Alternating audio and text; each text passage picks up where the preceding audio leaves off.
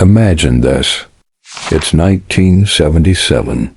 The island breeze of Hawaii carries the smell of salt and rain.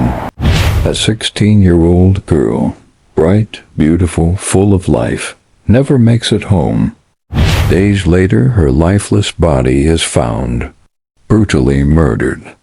No witnesses, no suspects, just silence.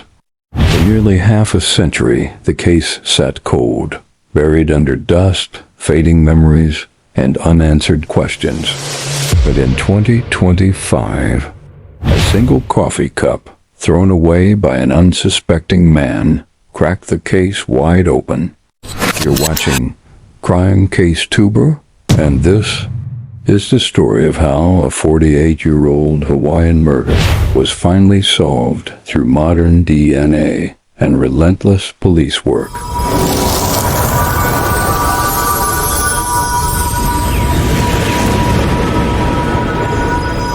Before we begin, hit that subscribe button if you believe no crime should stay unsolved. Now, let's go back to where it all began. It was the summer of 1977, a year of disco, bell-bottom jeans, and endless island nights. In the small Hawaiian town of Waipahu, 16-year-old Dawn Momohara was known for her bright smile and kind heart. She was a high school student, a daughter, a friend, the kind of girl who lit up a room. On the evening of July 26, 1977, Dawn left home for what was supposed to be a short walk to meet a friend. But she never returned. When her parents realized she hadn't come back that night, panic set in. Search parties combed through fields, roads, and alleyways, until the next morning, when the unthinkable happened. A passing jogger discovered her body near a sugarcane field. She had been sexually assaulted and strangled to death. Police swarmed the area, but in an era before DNA or digital evidence, their tools were limited. No eyewitnesses, no fingerprints, no clear suspects. The investigation went cold, and Dawn's case faded into the background of Hawaii's unsolved crimes. For decades, the Momohara family waited. Each year that passed, hope dimmed. But the pain never left. Detectives came and went. Files were transferred, boxes stacked higher in the evidence room. Then came the late 2010s.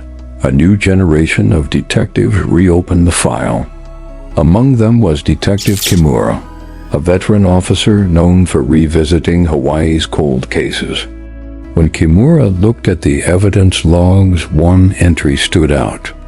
Preserved biological material 1977, Waipahu homicide. That note changed everything. The evidence had survived decades in storage. And that meant one thing, DNA. Samples were sent to the Hawaii State Forensics Lab for testing. And what came back stunned investigators.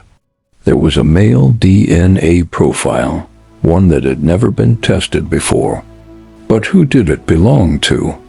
The problem was the DNA didn't match anyone in the state or national databases. For years it sat in CODIS, unmatched, until 2024. It was late 2024 when a forensic genealogist named Maya Torres got involved. She specialized in family tree DNA tracing, the same technology that caught the Golden State Killer. Maya uploaded the unknown DNA profile to a public genealogy site, and within weeks she got a hit. A distant relative living in California. Through painstaking family mapping, she narrowed it down to one bloodline, the Castro family, originally from Oahu. And among them was one man whose age, location, and background matched perfectly. Gideon Castro. At the time of the murder, Gideon was 27 years old, a local mechanic known around the community. He had no prior criminal record, no public suspicion. After the 1970s, he quietly moved to the mainland, started a new life in Oregon. For decades, he lived undetected. But DNA doesn't forget. In December 2024, undercover officers followed him to a cafe in Portland. And there, the moment they'd been waiting for arrived. Gideon took a sip of coffee, wiped his mouth, and tossed the cup into a bin. The cup was discreetly collected, sealed, and rushed to the lab. When the results came in, the room went silent. It was a perfect match. 48 years later, they finally had their suspect. On January 25, 2025, police knocked on Gideon Castro's door. Neighbors watched as an elderly man, gray-haired, frail, and confused, was led out in handcuffs. Inside his home, investigators found old photographs, a collection of car parts, and, chillingly, newspaper clippings about unsolved murders in Hawaii. During interrogation, Castro denied everything. He claimed he didn't even know Dawn Momohara. But the DNA evidence was irrefutable. His attorney argued that contamination or secondary transfer could have occurred, but the forensic chain of custody proved otherwise.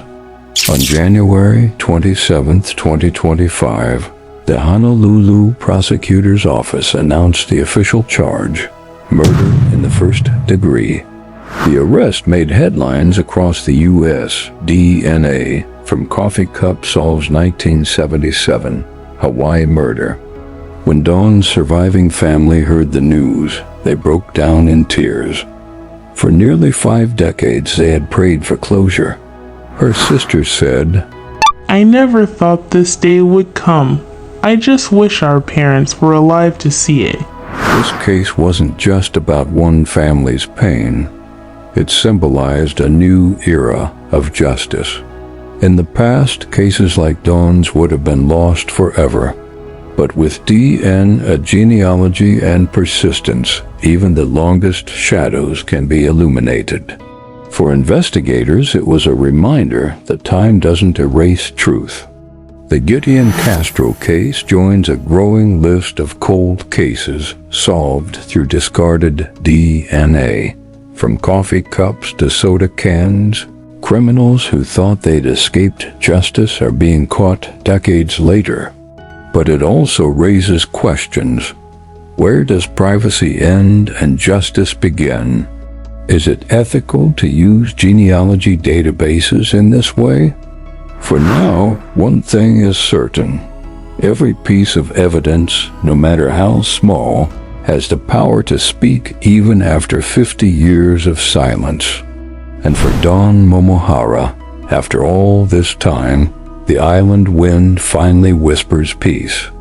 Cold cases remind us, justice may sleep, but it never dies. If this story gave you chills, hit that like button. It really helps us fight the algorithm. And subscribe to Crime Case Tuber for more real stories where truth meets time. Comment below. Do you think criminals should still be charged after 40 or 50 years, even if they've changed their lives? Until next time, stay curious, stay cautious. And remember, every case tells a story.